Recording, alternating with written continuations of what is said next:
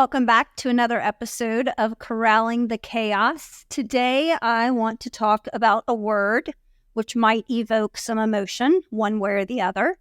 And that word is labor. And my hope is at some point we can actually retire that word labor. And we're going to talk more about that today. And we've asked Anthony McCoy to join us today. It was really fun running into him at InfoComm, and we were kind of talking about this debate of talent versus labor. And I said, hey, you know what? Come on to our podcast. Let's talk about it together, because I think our industry is due to kind of discuss this topic. So thanks for joining us, Anthony. Thank you. Thank you for having me very much. Yeah, happy to be here. He has been in the industry well over a decade, doing all different sorts of things when it comes to event production. But Anthony, tell us a little bit about yourself and kind of how you got involved in this industry. Sure. Always been a nerd at heart. And so I love tinkering and playing with cables and such. And so that plus me enjoying creative pursuits, this was a nice kind of trajectory for me. And so I've done everything from international touring to doing lighting and video direction at venues to project management to directing project managers and live events. And so it's something I'm definitely very passionate about. Perfect. Well, thanks for joining today. So when we saw each other at InfoComm, I think you said, hey, I kind of feel the same way you do, Angela, when it comes to talent versus labor. And those two words evoke very different responses and have very different meanings. Yet in our industry, which is full of talent that pulls off these epic experiences, people are often referred to as labor. So how do you differentiate between the two? Yeah. And I saw that real quick. I just saw that snippet in one of your newsletters that came out. And I've never seen anybody like that publicly say, like, we're calling them talent. So thank you for that. I think the professionals in our industry deserve that level of respect. But to answer your question, I think the differentiator is a passion for what they do and having a clear intention to grow. If somebody is a talent, somebody who takes their job seriously, who shows up early, who continues to develop their skills, not only on the clock, but off the clock, is seeking training or finding mentors, like that is taking this is a job. You know, this isn't just a bunch of people having fun. We can have fun on show site. A lot of times we do, but this is a career. And so take it seriously as such. And so seeing that passion and seeing that drive consistently, to me, defines talent versus labor. Yeah, I love how you talk about that pursuit of professional growth and development. And I always think of it in terms of technical talent, right? Because you are learning skills, you're learning those sorts of things, but there's also non-technical talent, right? To your point, you don't have to be technical to be referred to as talent. It is still your craft, understanding an event run of show, understanding what needs to be happen, whether you're touching the boards or not, right? Still understanding how all of that works, understanding the stakes, the importance of being on time, the high stakes of doing it live, those sorts of things. Because to your point, it's not a job, it's a career. And so typically when you pursue a career, you are paying attention to, am I on time? Am I learning? Am I staying up to date? Am I listening? And am I observing? Am I asking questions versus... Am I following the right mentors, right? Am I finding somebody that I want to, a good example, a good role model that I want to continue learning from? Exactly. Yeah, absolutely. So why don't you think the industry is talking more about talent versus labor? Because I've heard just the way people refer to labor, I've heard some highly offensive ways that they describe. Why is that? I think that, in my opinion, from what I've seen, this is a very fast-paced industry, high pressure, high stress, and sometimes stuff needs to get done yesterday, depending on when we're at those levels of high volume. And so with that, it's just pumping through the checklist of what needs to happen for a successful show. Is the equipment here? What does that mean? That means all the equipment for lights, audio, and video. Cool. Is our logistics on site set up? That's everything from loaded schedule to truck dock reservation to venue contact information. And then with that is our labor secured? And that's just become like a very easy kind of like catch-all to just say like, hey, do we have all the necessary people who are very talented and have been doing their craft for decades to get to this level of professionalism scheduled for the show? And do they have the necessary information to be successful for of the show. But I think it's just so fast paced to where it's like, is the labor done? Are we good? We're there? Cool. Awesome. Next thing. And with that too, this is a relatively young industry, and as far as how it's becoming more and more professional. And in some ways, it's very exciting. It's like the voice of like you, Angela, could be like the trailblazer that breaks this through, because this is such the Wild West, which is very, very cool. But with that, there's a lot of like learning, I feel like that's still there, a lot of opportunity for learning and refinement. It's treating people better. We're all still human beings doing this, you know, and most, especially after the pandemic really made a lot of people leave this industry, a lot of fantastic and very talented people. But the people, in my opinion, that are still here post-pandemic want to be here. And they want to be here because they're good at what they do. They have a passion for it. And I think they deserve that level of respect. What does treating them better look like? I think it's just, well, first off, changing the nomenclature is a really good step as far as talent. I said this before we started recording, but like, I wouldn't call LeBron James just like labor. Like, he's a talent. He's been working on his craft for decades, right? And so same thing for our people. And so to make that more tangible, I think it's treating them like a human being, not putting them in situations to where they're firefighters, although some of us are very good at that in live events, but setting them up for success. What information can you get in advance? What preparation can we do during the pre-production process to help them get what they need to walk in the room already knowing 75% of what's going to happen that day? Like that's a big step in that. Secondly, investing in them, talking to them. What do you like doing? Do you even like doing video? What is your focus? What makes you feel excited? And then pushing that forward another step to career advancement. There's all kinds of great training opportunities that are like actual certifications that people learn so much great information from all over the US and even internationally too. And so I think it's huge for us to invest in people just like any of these large tech companies would. They would invest in their employees from a training perspective, for focusing on their work-life balance, focusing on treating them like a human being. And I think bringing those same, like this is happening already in other industries. You know what I mean? We're not having to figure out like, oh, how do you take care of employees? Like, no, people are figuring this out in other industries. Just bring it here, make it more normalized. Do you feel like at Show Site there is a clear distinction between technical talent and non-technical talent? I do think there is. Yes. And if I'm going to call somebody talent, then to me, that's a two-way street. Like, don't prove me wrong. If I'm going to say like, you are a talent, like Angela, you are a talented projectionist, for example, like, don't prove me wrong. Like, do your pre-production, show up early, be ready to go, command the room, lead your department, and push that forward. If somebody were to, I don't care what certifications you have, if you show up late, you're not dressed to impress, you don't know what's going on, you haven't done your homework, that's not professional.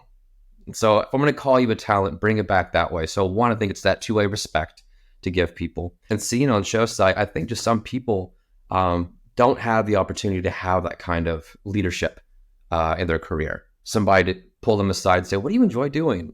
And there might be just aimlessly walking around the ballroom, just like they told me to show up here and push cases around. Which is great. That's how I started. But at a certain point, you as an individual have to ask yourself, do I want to just be this guy who's doing this consistently? And that's fine if you do. But having some clarity and some intention on what you want out of this. And there are many people that do live events just strictly for financial because they need to have money coming in. Respect that entirely. That's totally fine. But that's different to me than somebody who is reading books by Richard Cadena on lighting and power spec, who's going to certifications at Nationwide, who's trying to get tickets to InfoComm because they want to see the latest and greatest. Like, be that person that is proactive. Yeah. We always say, be the person that the person you're looking for is looking for. So it's like, if you're looking to get on with a company who's investing in their people, be the person that that company's looking for, right? So that way they see you stand out, those sorts of things. So I think that's an important part. You know, one thing that's always baffled me that I hope our industry eventually gets to the point where we do retire that word labor. Because at the end of the day, companies are selling their talent. They're not selling their gear. It's a commodity. They're selling what they do with the gear, their attention to detail, the creativity, the vision, the execution. All of that is related to your people, not your gear. But yet, for whatever reason, every quote that we see, people refer to that huge portion of that quote or proposal as labor. And it's just always baffled me why you wouldn't call that out as talent. Like, really sell it for what it is. These are not warm bodies. It's not labor. It's not just putting somebody on a line and they just go through the motions. And so when you think about selling value of a show, to me, it is all about the talent. And we, even in our system in LASSO's quoting and proposal system, we literally made that. That was just important to me when our product team was developing that. Was I wanted our customers to be able to call that whatever they want. And we're encouraging them to say talent, but everyone's still stuck on labor. And to me, it's much easier to defend a price point when you're positioning your team as talent and not bodies and not labor. You have a really good point too. A warehouse full of top of the line industry leading gear is nothing without talented technicians to execute that. Well, from your experience, how do event companies often misunderstand the roles of talent versus labor? I think it's undervaluing skill sets that they may have grown accustomed to, or just maybe not a full understanding of how complex some of these systems truly are on site. I've heard from various people in the industry, like, oh, how hard can it be? Just get some projectors up in the air and get them all touching together and make it happen. Well, that's a 6 projector blend. Your image is over 8K in resolution across.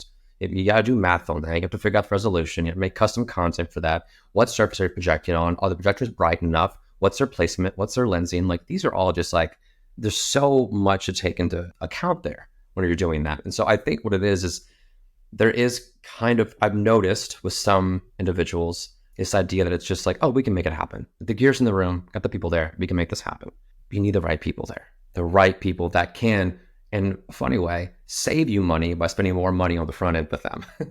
Could bring somebody who's a professional in that knows what they're doing, and they really are there because they know what they're doing. They can save you money on the back end from not having to. That could be anything from having overages with time cards to where people have to stay later, to where the client is upset. Hey, we had a 4:00 rehearsal and it's 6:00 now.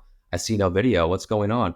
That's a really tough pill to swallow and a much more expensive pill to swallow than getting the right person in on the front.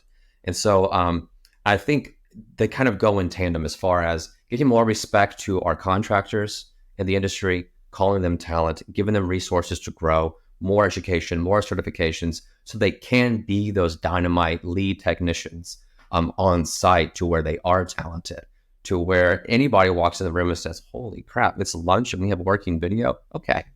All right, cool. This guy was worth it. This makes sense, Yeah, absolutely. Yeah, you get what you pay for. Don't cut corner. Pay your people, pay them what they're worth, pay them well. Exactly. And treat them well, too. Treat them well. I think there is another branch here, too, to where I've worked in all aspects of production. And in some pockets, it does feel like people are a bit disposable. And as far as people that are there, it's sad. I don't think that should be the case, because these are people that are there to work. And I truly, firmly believe that 99% of people wake up in the morning and say, I want to do a good job today, like what I'm doing. I'm sure those edge cases of people that say, I can't wait to burn this thing down. But I don't believe that. I think that's very, very rare. Most people want to wake up and do well. So give them the resources to do well, and not just say you're out of here because of A, B, and C. Well, why did they make a mistake? Have you spoken to them? Pull them aside. Can you coach them? They need more training. Maybe they don't simply know. Maybe this is their first event of this nature they're at, and it's just giving them some grace there to understand that. And I'm not saying to compromise the show. There is a teeter-totter here, right? And that's difficult. And that's the role of a good manager, in my opinion, to be able to read the individual, read the situation, and judge that risk. But people need to be put in situations to where they can stretch their wings and fly a bit with the right kind of coaching. Yeah, you've got to have the right balance in your crew, right? You can't have everybody that needs coaching. You've got to have the strong ones, right? That you're betting on, and then those that are just going to learn and they're not going to learn, to your point, unless they're there. But give them an opportunity, though. That's my thing. Give them an opportunity and just touch base with them and see what they need to be successful. I do want to talk about the flip side of this, though, because I know companies also struggle with very high-end talent, and they all know that, many of them know that they are very high-end. and feel that they are not replaceable. And so their egos, their attitudes, those sorts of things come through. And yes, they are talented, but I like your take on it that talent doesn't just mean skill set, right? It's a mentality. And if you're showing up like you're king, you've been doing this forever, you're the unicorn in the room, that's not what we're talking about either, right? That's ego. That's not talent. So I do think there's a place for that too, that just because you have the skill set also doesn't make you talent. Agreed. I think that's true for any industry. It's just working with somebody who doesn't play well with others. Like, nobody wants that. I've been around those individuals before, and they are very talented, but I'm willing to bet, I can't speak for everybody here, but myself personally, I'd rather have somebody who has a better attitude, who whenever it's 1 or 2 in the morning and we're cranking out this projection blend that we're doing, they're the ones keeping the team positive and moving, than the guy who's going to have the complete opposite approach to it, regardless of how talented they are. I think attitude and an approach on site is a huge part of that talent definition. So what can companies do to foster building talent and less labor? Recognizing that their people are their most important asset. Gear is gear. Gear's expensive and very necessary. You can't have a show without gear. Duh. But like we just mentioned, if you have a warehouse full of the nicest equipment you could imagine, it's nothing without the technicians. And so realizing that the people are, in my opinion, are the biggest just asset to a company, and investing in them, continuing to do training, continuing to do coaching, and seeing them more as a human-to-human level. I think it takes much more time, much more difficult to do. I get that. How easy would it be to just be like, cool, we got 30 bodies in the room, they can make the show happen. No, there's more involved in that. Welcome to a career. Welcome to life. Welcome to work. That's what it is. So I think just as just as companies are expecting their contractor pool, their talent to buck up and make it happen, I think that they can be flipped around to where it's like, hey, managers, can you buck up and make it happen? And give your people what they need. So I think that's more resources in education. That's more one-on-one time with them to find out what they're about, what they might need, what makes them tick. For all you know, somebody's upset and underperforming because they don't want to be doing audio anymore. I don't, just talk to them and see. And you might find out, oh goodness, you actually have a huge passion for lighting. What are we doing? Let's get you on some more lighting calls to find out what you like. And just learning more about the humanity piece of it. And then also just, it's a tough industry. We've all been in positions to where we're working hours far later than most people do in other industries, to where you have to just, buck up and make it happen. But recognizing that and appreciating that, I think, are huge, and not having that just be the norm, to where it's, oh yeah, you worked, 9 16-hour days back to back to back. Good for you. Awesome. See you in the office on Monday. It's like, well, geez, can we at least acknowledge? And I don't mean just like a pizza party and cookies, but like call them. Hey, Angela, thank you so much for doing this. I know this was hard. Are you okay? Have you slept since then? Just treat them like people. And so I think that can go a long way. And again, there's a balance here. We have to be able to still expect them to deliver, but still treat them like a human being. But there is some development I think it needs to happen on the front end to get them to that point. Well, this is a fun topic always for me to talk about. So I'm glad you wanted to come on and talk about it. My challenge for our listeners and for our industry is just change out the words, right? Don't call your labor coordinator a labor coordinator. How about we call him a talent coordinator? Instead of a labor call, maybe it's a talent call. Instead of the line item on your proposal, instead of labor, maybe it's talent, right? So let's start as an industry replacing those words, and let's see if you're not able to sell at a higher rate because you're positioning your company as providing talent, not labor.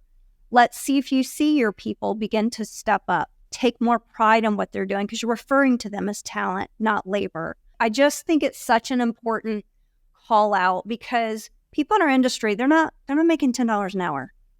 So it's not labor. People have mortgages, they have kids, they have daycare to pay for. These are careers. That's right. So that would be my challenge to our industry is anytime we see the word labor, just start saying talent, and let's see what changes as a result of that. Any challenges from your side that you want to challenge our industry with when it comes to anything related to this? Oh man, I love accountability. So I think two-way accountability would be a thing to where first looking at yourself as a company, looking at yourself first. Well, we dropped the ball on this because of A, B, and C. Before hopping on to those on site, wait a minute, did we set them up for success? What was that pre-production timeline like? Was it too condensed? Do some internal review first to see how you can then scale. Because if you're just banking on having dynamite technicians and dynamite engineers and talent on site to just save you time and time again, that's not scalable. We need to have systems in place that empower our talent to then take that next step. And so I think that'd be my challenge to how can I have that mirror placed to look back and say, how can we revamp our systems to help our talent be more successful? Well, that's a great takeaway. I hope all the teams out there spend time in your next Monday morning meeting thinking about what are we doing as an organization to respect our team, show them that we respect them, and how can we kind of change our vernacular as well. So I think these are all great call outs. I appreciate you joining, Anthony. Thanks so much for joining us today. Of course. And thank you for having me. Yeah. And for our listeners, if you enjoyed what you hear, be sure you hit subscribe and feel free to reach out to us with any comments or feedback at podcast@lasso.io. Thanks, everyone.